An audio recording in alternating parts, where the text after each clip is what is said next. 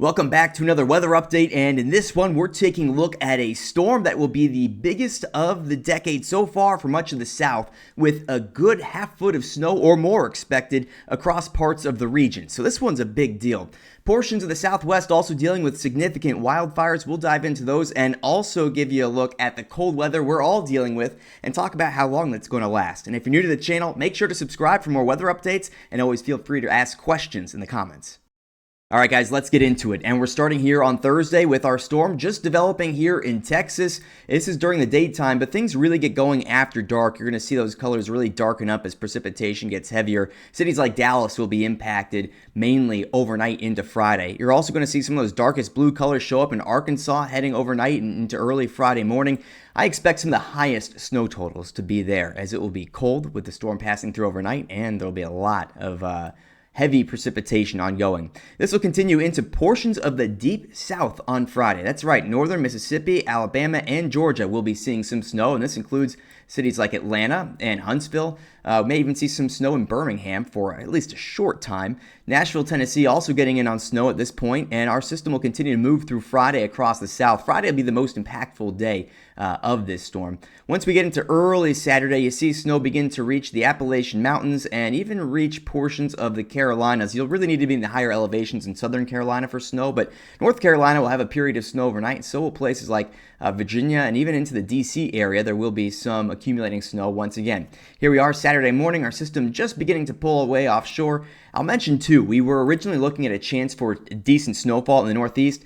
Those chances have dwindled. There may be some light snow on Saturday, but that's it. And once we get to the afternoon Saturday, we're seeing this storm move on. So how much snow are we going to see from this thing? And before I jump into totals here, I want to mention that ice will be a problem too, especially south of the highest snow totals. That will be very difficult for travel, as it really puts an icy glaze over everything. So with that in mind, I'll show you the snow amounts now. We can take a look at some of the impacts, and these are some of the numbers coming out of the European model, specifically their ensembles. And what you're seeing is northeast Texas, anywhere you get those purple colors, that's 6 inches or more. Northeast Texas through Arkansas, even into northern Mississippi, we're seeing a good 6-inch snowfall on the numbers here from the European model, and we're continuing to see those numbers at least plowable, so 2 to 3 inches reaching into the Carolinas and Virginia, even as far north as Kentucky too. So a decent snowfall there, and one that certainly is a little bit more southerly than some of our other data. We can also take a look here at what the American model is spitting out at us, and what you'll see here is that we're actually looking at totals a little bit farther north on the American model, but still on the same magnitude. A 6-inch snowfall that will be across portions of Texas, even into southeastern Oklahoma, and those numbers will take us into the Carolinas, enough to plow up to 3 inches or so. So that's the American. We can also take a look at our national blend of models, which I like to use oftentimes to give us an idea of what everything is saying, sort of mixed together. And I'm not as big a fan on this one, but it gives you the same idea here. A little farther north than the European, but we still have a good snowfall in northeast Texas. This does cut through southeastern Oklahoma, through Arkansas, especially central Arkansas. It takes things as far north as southern Missouri into Kentucky. Tennessee gets a good snowfall out of this, and it just clips the northern portions of the deep south, and you get a little bit of snow that makes it past the Appalachians, so it dries it out a lot. So Carolinas, Virginia, not quite as much, but all these models at least giving us an idea of snow that will fall and where it may fall a bit heavier than other places. We can take a closer look at some of the snowfall numbers here, and I'm showing you the European ensemble. I've liked how it's performed best, so we'll use this as an example. What I'll say is that it is overdoing the amount of snow we see, though. A lot of what you're looking at is going to be eaten away by sleet, those ice pellets, so the numbers are a little overdone, but we're looking at the Dallas metro area, which could be seeing on the order of, this model saying about 8 inches. I believe it's going to be less than that, but you could still get about 4 inches in the Dallas area, 4 inches of snow that would be. And into Arkansas, this is where we may see a little bit less sleet. Those temperatures drop. I could see some of the higher numbers actually playing out here in south central Arkansas. That would put that area in about a 5 to 8 range. Maybe some isolated totals that get close to 10 though. So a decent snowfall out there.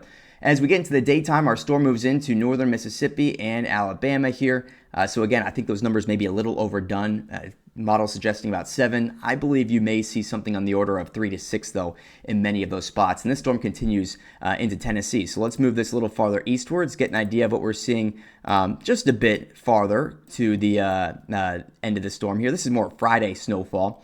And here you are, Tennessee, Nashville out here getting a good 5 inches based on this model. Might be a little high once again, but not bad. I could certainly see a good 3 to 6 inch snowfall through Nashville and into the northern portions of Georgia as well. Wouldn't shock me if we're looking at a good 2 to 4 inch snowfall. Atlanta, sort of on the south end of this, we may be seeing closer to 1 to 3 in Atlanta. But I'll also mention, like I said before, if you're right on the southern periphery of this storm, sort of where those colors blend together a lot, you see that gradient, that's where ice is going to be a concern too. So I can't understate how much of an issue that will be. Even if you don't see much snow, the Atlanta area is certainly looking at some issues due to that. We can also take a look a little bit farther to the east. Actually, we can stick with what we're looking at here.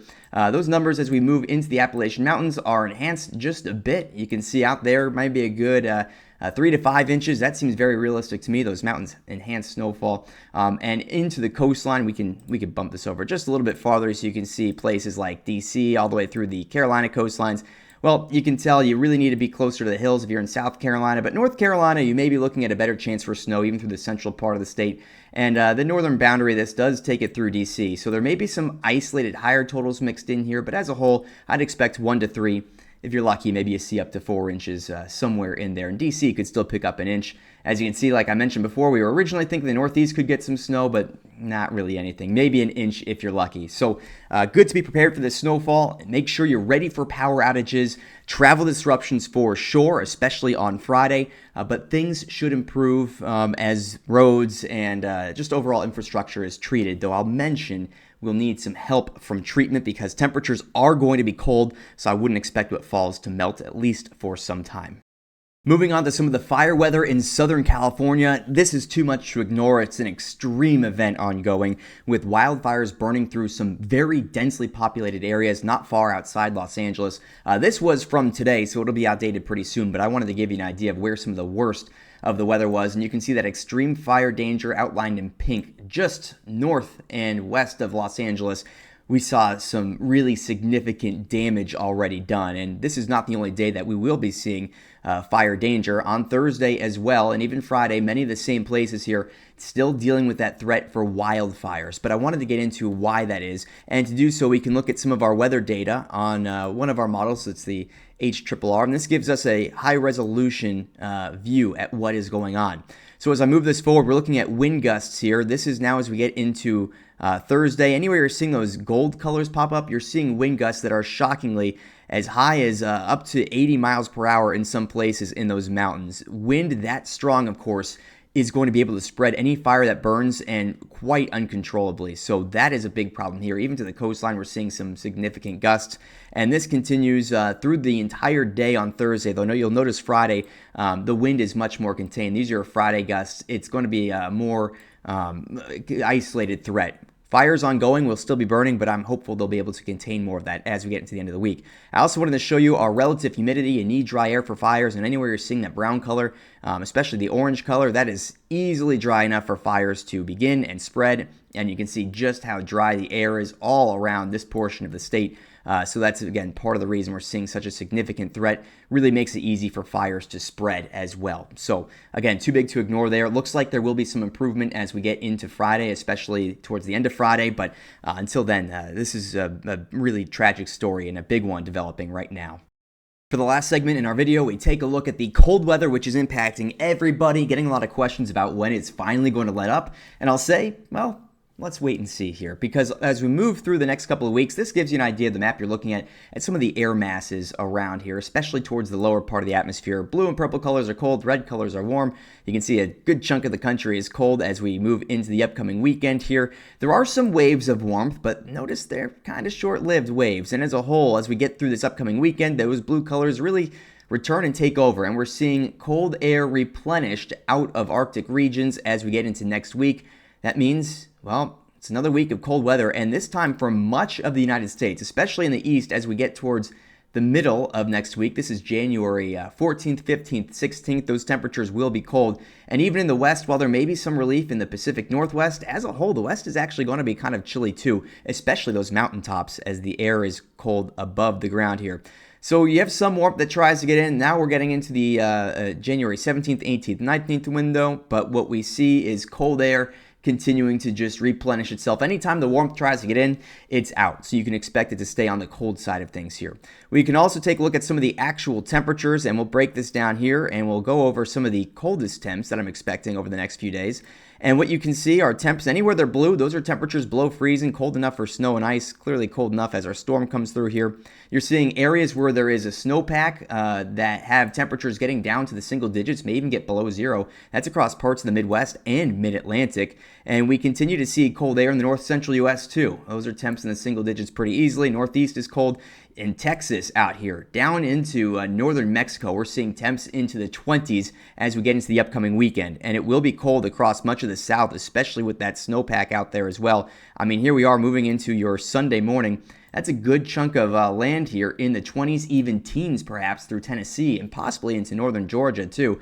Northern Florida's got a chance to be in the 20s as well. And we continue to see some of the coldest air of the season in the north central U.S. as we move into next week. This is Monday and Tuesday. Those are temperatures easily below zero at night, perhaps even double digits below zero. May not be that hard to get there. And we stay cold heading into the very end of this upcoming week, if not beyond. So with that, we'll wrap up the video. And if you followed along this far, thanks for watching. Hopefully you're more prepared for some of the cold, the snow. Hopefully none of you were impacted by the fires, but the conditions are improving there.